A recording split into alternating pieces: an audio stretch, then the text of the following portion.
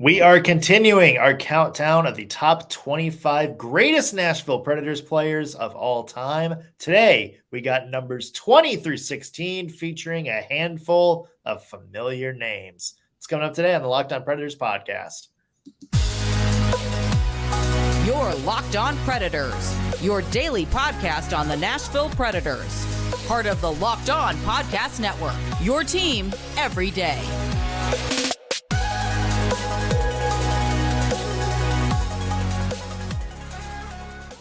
Thank you for making the Locked On Predators podcast your first listen of the day, every single day. We are your free daily Nashville Predators podcast, available to you wherever you get your podcast and on YouTube. I'm Nick Morgan. I'm a writer at Penalty Box Radio, and I have a partner in crime. You do. I'm Ann Kimmel. I'm a writer at InsideThePreds.com. Today's episode, this Friday episode, also brought to you by FanDuel Sportsbook, the official sportsbook of Locked On. Make every moment more. Visit FanDuel.com/LockedOn today to get started. All right. If you missed Monday's episode, we are starting our top 25 Nashville Predators players of all time countdown.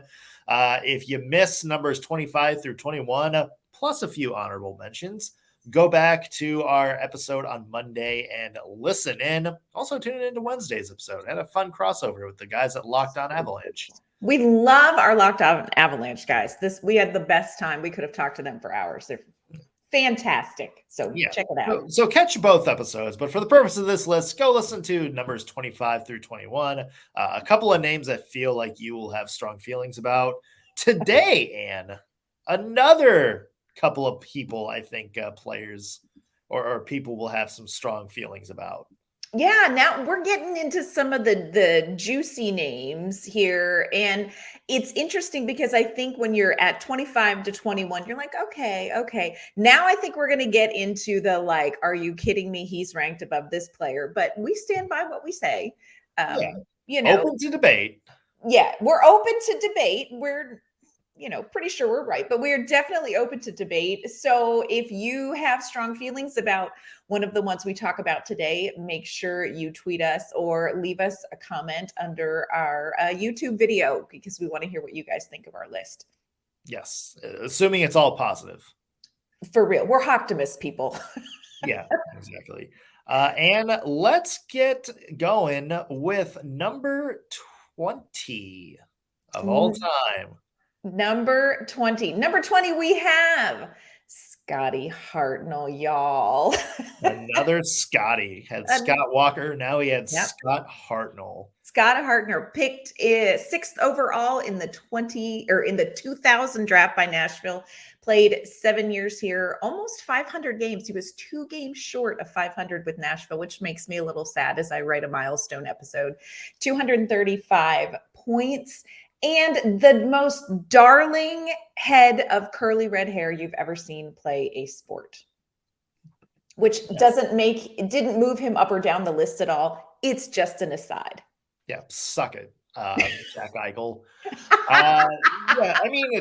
Scott Hartnell, number 1, remembered as the first round pick for the Nashville Predators to play immediately. Remember, David Legwand didn't play until the last game of the season his first year. Brian Finley. Do you remember Brian Finley? He obviously did not play very much at all, much less his first season. So Scott Hartnell was kind of the first guy to be drafted and then just kind of thrust into the lineup right away. And it was, tough goings that first season. I remember just how popular Scott Hartnell was right away. And as you mentioned, he was little 18-year-old kid, was the youngest player in the league that year, had just the curly head of hair, and then played like he thought he was a 35-year-old enforcer who had seen it all in the NHL. Just played with no fear, was scrappy, always in the middle of everything. And I feel like that just immediately endeared him to everybody in the Preds universe. Yeah. And here's one of the things that I love most about Scott Hartnell is, I mean, of course, love kind of the swagger with which he played, but I really think it's cool that he started his career in Nashville and was able to come back and finish his career in Nashville. Like I love the just the poetic beauty of, hey, started in Nashville and finished his career in Nashville. In between, he played for Philadelphia and Columbus, but really, he's a Nashville Predator, y'all. Yeah. Dan Hamhuis too, Yes. Yeah. Love that. I love that. I really do. Yeah. The thing, I think that maybe the biggest thing with Scott Hartnell is that it just seemed like he was always ready for that big breakthrough season. And then by the time he finally had it, was when he was in Philadelphia. Boo. That to me that's like the biggest regret I have with Scott Hartnell is you could tell, like, in some of his earlier years, that he was really going to be, kind of a pretty good player. Of course, 25 goals in 2006, which was, one of the best Predators teams of all time, at 22 goals in 64 games. The next year, injuries kind of hampered him. And then he went to the Flyers along with Kimmo Timonen during the great fire sale of the summer of 2007. And then from there, kind of became like the Scott Hartnell that everybody in the NHL is familiar with. Had the 37 goal season a couple of years after that, 30-30 in 2009. Of course, had a very good Stanley Cup run in 2010 when the Flyers marched all the way to the postseason. It's just one of those things. It's like, oh, how much stronger would some of those Preds teams had been if prime Scott Hartnell was still there in Nashville? Yeah. He's a regret, y'all. Yeah, for sure. And as I understand it, you actually got to meet him a couple of years ago. I did get to meet him. Let me see. Oh, hold one moment. Do you? Uh-oh. Oh, we got props coming in. We have props coming. Hey. So look at that. Sweet Scotty Hartnell. He was absolutely delightful and had just fought the night before. And so I did give him props because, y'all, he handled the business the night before. Was I don't remember who he fought, but was Matt Irwin the other guy in that picture? That was Matty Irwin. I mean, come on. Yeah, how was Matt Irwin? Matt Irwin was also delightful. Yeah. Also delightful. And I do have a picture with Austin Watson and Matthias Ekholm from the next year as well. Yeah. Treasures, y'all, treasures. Collecting trophies. But isn't that just kind of what everybody always says about Scott Hartnell? Like one of the first things he says, just what like a nice guy he is. Yeah. Like, what a great guy overall. Remember when he dropped I think it was like the ceremonial puck drop in Nashville. Yes, and he made I think it was Justin Williams on the other side, and he made like him and Yossi like fight, like do like the opening face off, and they're like, knocking each other's sticks out of the way and everything.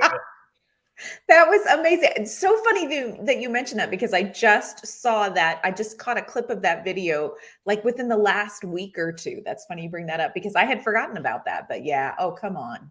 Love Scott Hartnell. Yeah, great guy overall. Yep. Glad he's on our list. More players to talk about here coming up in just a second, including a very, very long time member of the Nashville Predators, one of the longest tenured Predators ever, and somebody who maybe a lot of you think should be higher on this list. Also somebody I think a lot of people still wish was on the Nashville Predators. We'll get to those in just a second, but first want to mention again, today's episode is brought to you by FanDuel Sportsbook. Get the tailgates ready, folks. Football season is finally here, and FanDuel is giving you the chance to win all season long because right now, when you bet on a Super Bowl winner, you get bonus bets every time they win in the regular season. So, for instance, if you wanted to put money down on the Tennessee Titans winning the Super Bowl, first off, why are you wasting money? Number two, every time the Titans do win in the regular season, you get bonus bets for every victory. So those are bonus bets you can spend on the spreads, to player props, how many rushing yards Derrick Henry is going to have in a game, over-unders for point totals, and so much more. If you want to sign up, all you have to do is visit FanDuel.com/lockedon and start earning bonus bets with America's #1 sportsbook. Again, FanDuel.com/lockedon to get started. All right, Ann, we are counting down the top 25 Nashville Predators players of all time. Moving on to number 19, Jason Arnott. Yeah, this is a guy who saw some things in the NHL. He played 18 seasons in the NHL. I mean, that is a lot. Yeah. That is an incredible career. And really started out strong. He was a runner-up for the Calder Trophy. He won the Stanley Cup in 2000 when he was with the New Jersey Devils, and had a fantastic game-winning goal in overtime in Game 6 for that. So got to watch those highlights. It was pretty amazing. Yeah. And signed a 5-year, $22 million contract with the Nashville Predators as a UFA, and was, a little bit of trivia, 4th captain in Nashville Predators history. Mm-hmm. The last captain before Shea Weber as well. Yeah. And another thing to put in perspective, for over 10 years, the record holder for most goals in a single season for the Nashville Predator had 33 in 2009, which wasn't broken until Viktor Arvidsson in 2019 had one more than him. So a long-standing scoring record for the Nashville Predators. I almost, just put him and JP Dumont together just because I feel like their stories are just so similar. Mm-hmm. Came to Nashville at the exact same time, were line mates, I believe, most of the time. Maybe there was some mixing and matching in 2007, their first year, but everybody remembers them for that one line that was basically the Predators' entire source of offense for 2 years. Yeah. And it was just, a great player, came to Nashville. We had Paul Kariya the year before. Jason Arnott was kind of like the second biggest name to ever sign here. And I feel like, in a way sort of legitimized Nashville as a team. And, again, we said this with Dumont yesterday, just the leadership he displayed in 2008, 2009, 2010, just some of those just down years for the Nashville Predators, I feel like really stabilized the team and gave the franchise a good direction. And also have to point out the recipient of the dumbest injury of all time in Nashville. Oh, no. Yeah. The Alexander Radulov steamroll celebration, just 3 seconds after scoring what was maybe the best goal in Nashville Predators history. He just gets absolutely steamrolled and misses the rest of the season. There's a lot of people, Ann, like as good as the Red Wings were that year, they went on to win the Stanley Cup. A lot of people consider them maybe one of the most dominant teams, of this past, 2 decades. There's a lot of people that maintain the Predators win that, or, at least maybe win that series or take it to 7 games if Jason Arnott stays healthy. That's how good he was that season. Oh, you're right. That definitely is an award-winning, worst timed, most embarrassing injury story. That's one where you're like, no, I was saving a child from a burning building. You got to make up something else besides my teammate tackled me and I was out. So bad. But yeah. And I think there is something to be said for what some of these players did when the Predators were kind of finding their footing in Nashville and were finding their footing in the league. The leadership, you talked about the leadership in some of the leaner years, something to be said for that. Yes, you look at stats. This is somebody who finished, I think, 10th in goals for the Nashville Predators right now. So obviously lots of on-ice contributions, but also carrying the team and leading the team through some of the tough times, that counts for a lot.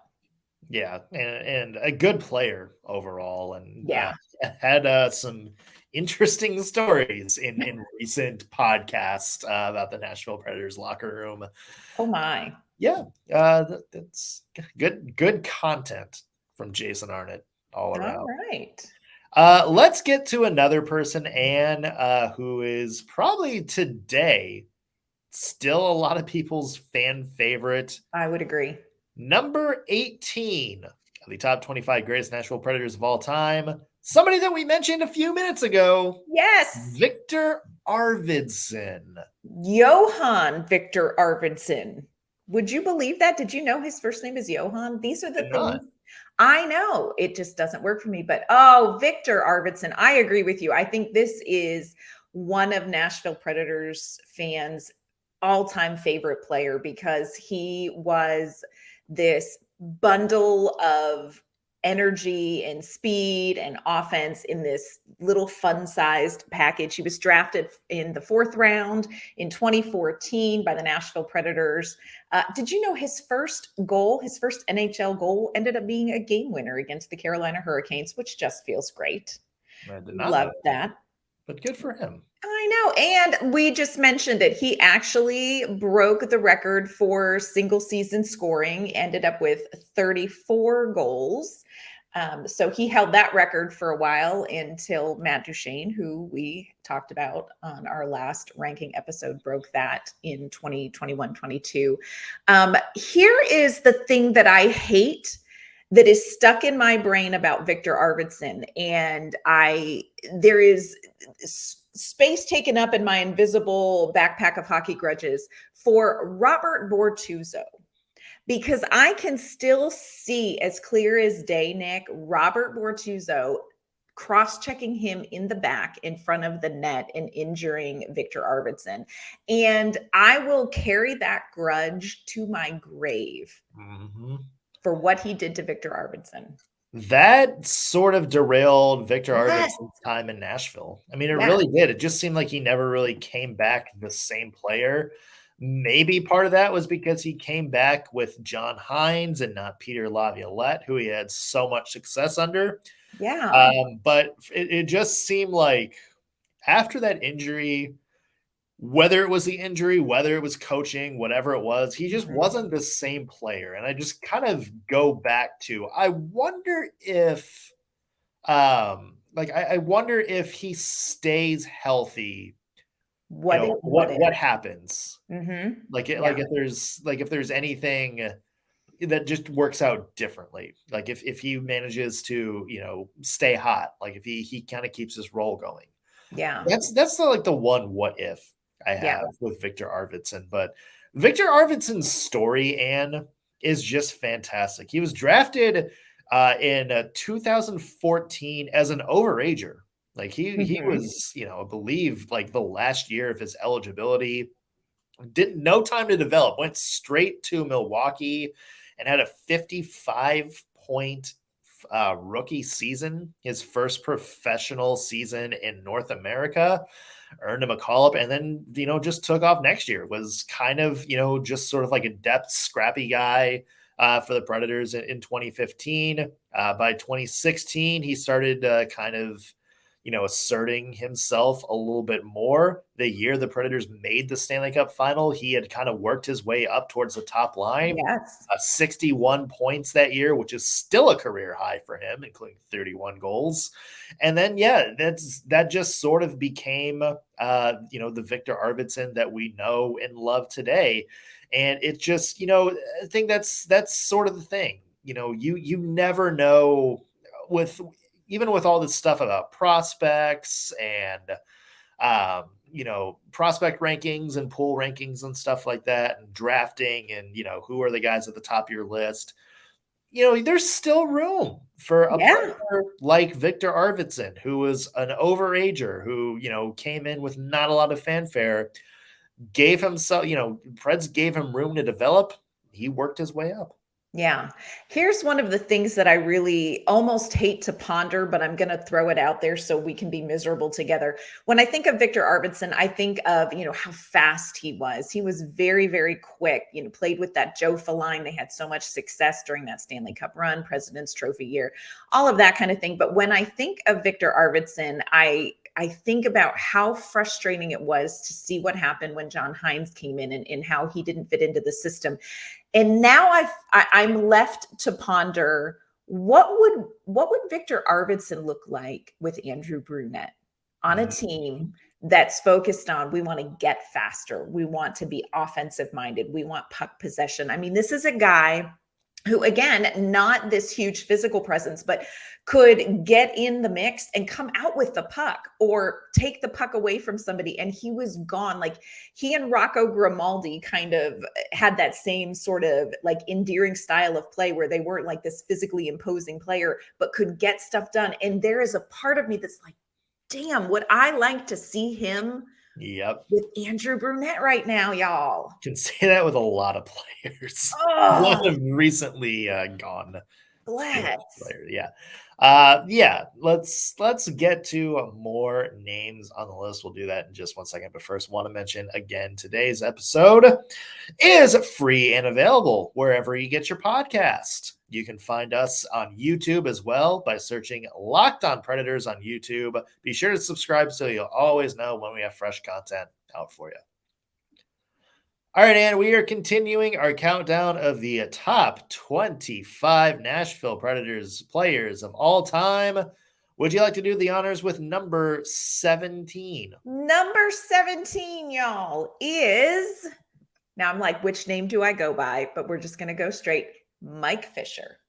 Not Mr. Carrie Underwood, y'all. Mike Fisher. I'm sure he would. Yeah. If you're married to Carrie Underwood, you're okay with that nickname. Probably. Yeah. So Mike Fisher, of course, was drafted by Ottawa, traded in Nashville in 2011. And of course, there were several deals on the table with Ottawa, and Ottawa went with the Nashville Predators deal in part because Carrie Underwood was here in Nashville and wanted them to be together. They were married at the time. But Nashville really got a lot with Mike Fisher. Of course, he was the captain for the Nashville Predators. He had played 8 years in Nashville, 429 games, 241 points, 8th overall in goals, 14th overall in points.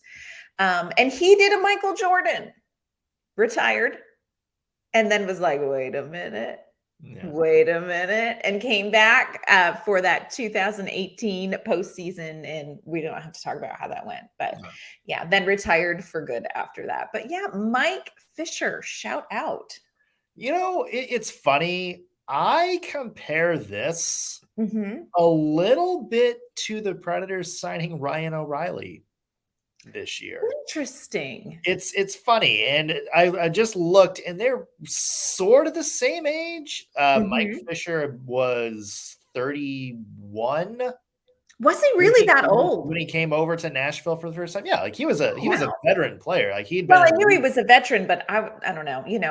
His first year in the league was 1999. So I vaguely remember that. So there you go. So this was a guy, of course, who had a strong reputation around the league as one of the best defensive forwards in the league. He'd been with Ottawa when they made their run to the Stanley Cup final throughout a bunch of, their long playoff runs. Somebody that was, I think, well regarded as just a very good two-way player who could, contribute offensively.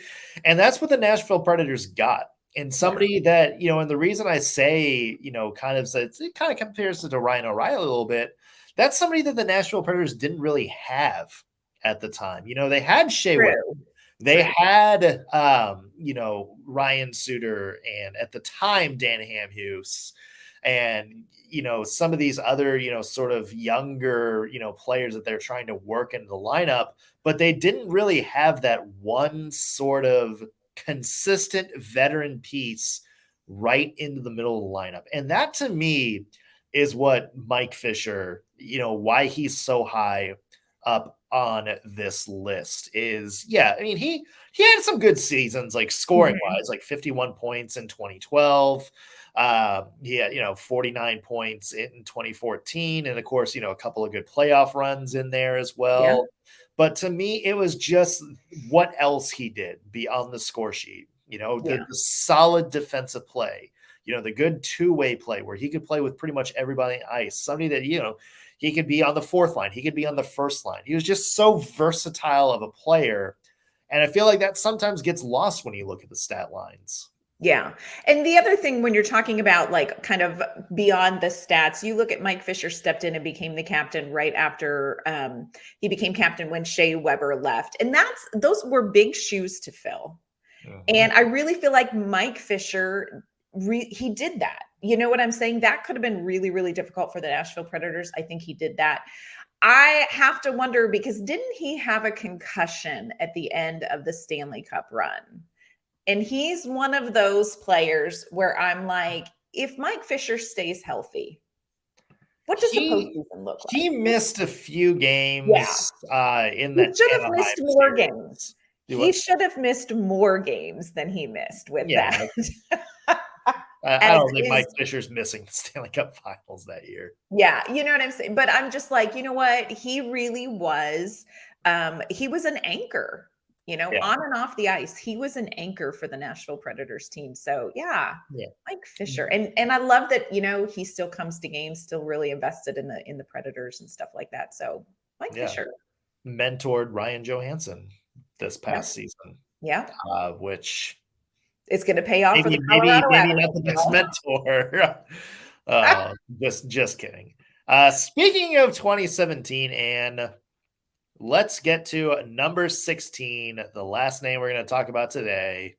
Yes. And of course, is P.K. Subban. Love P.K. Subban. And P.K. Subban, full disclosure, y'all, one of my all-time favorite Nashville Predators. Huge trade. I would say the Shea Weber P.K. Subban trade, probably one of the biggest trades in Nashville Predators history. I mean, the biggest, Dan. 100%. The biggest trade in team history. Just the shock. And then what happened, afterward. And look, P.K. Subban came in here after that trade, and he had to prove some things because the Predators lost Shea Weber in this. And he did. He came in paired with Mattias Ekholm. Subban, Ekholm, magic, y'all. That's like chef's kiss second line defensive pairing. Mm-hmm. Only played 3 years in Nashville. Which is maybe the only reason why he's not higher. Right. 211 games with the Predators, 130 points. Here is the statement that I am willing to make, and in a hill I'm pretty willing to die on, and that is, without P.K. Subban, there is no 2017 Stanley Cup final. I don't think that's a hot take. I'm with you there. Yep. Because in the Weber Suter trade, I think it changed more than, just shuffle the lineup a little bit. Mm-hmm. I think it just kind of changed the look and feel of the Nashville Predators. I think it gave them a much needed refresh. I mean, they're two of the best defensemen of the past, 10, 15 years in the NHL, but they're also totally different players, and I think that, shuffling that's a masterclass from David Poile to be able to realize it's like, look, this, we may be losing our captain here. Like maybe at that time, he could make a case that Shea Weber was the greatest Predator of all time. Mm-hmm. And now, but being able to kind of have that bravery, it's like, okay, but we need a different look. Like we need a different dimension. And it did, because all of a sudden Shea Weber goes, you have now two shutdown defensemen, because you put Ryan Ellis with Roman Josi. You put Mattias Ekholm with P.K. Subban.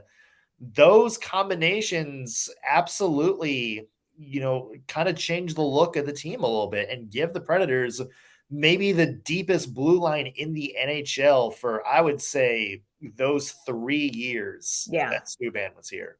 Yeah, I would agree with that. And he was so important in the postseason for the Nashville Predators. He had 12 points. He was tied with Sissons, and only Johansson, RV Ellis, Josi, and Forsberg had more. I mean, like, this was a guy who contributed that year. I mean, it just would not have happened without P.K. Subban. And y'all, I will always love PK Subban for tormenting the absolute fire out of Sidney Crosby over mouthwash. Great. It may be one of the greatest off-ice things I've ever gotten to witness. And it still to this day irritates Sidney Crosby. Chef's kiss, PK Subban. Whether he actually said it or not, the fact that Sidney Crosby had to keep answering questions about that and get madder and madder and madder is fantastic. Yeah. Also, to me, one of the loudest moments that I've experienced at Bridgestone Arena was before that 2016-2017 season. Predators playing the Chicago Blackhawks.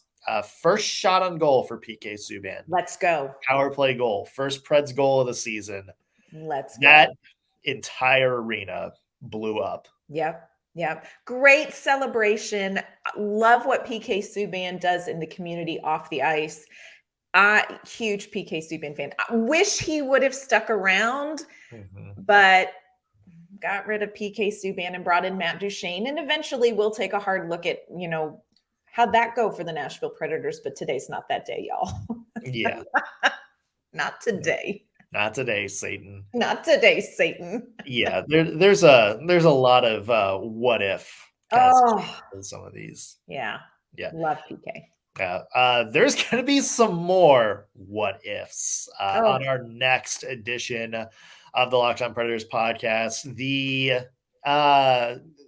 I'm just going to drop this teaser, Ann. I would say the two names that people are going to be most upset about in terms of their ranking on this list are going to be in our next episode. I know the one for sure. And you probably know the two for sure. I know the one that's going to cause the biggest ruckus. Y'all tune in and hear us out. Tune in and hear us out. Until we get there, though, where can people find your work, Ann? You can find my work online at InsideThePreds.com. You can find me on Twitter at AnnK_Mama on Ice. You can find me at penaltyboxradio.com or follow me on X. We've covered our bases at _NS Morgan. That's going to do it for us on today's Locked On Predators podcast. Thanks for making us your first listen of the day. We will be back next week with all new episodes.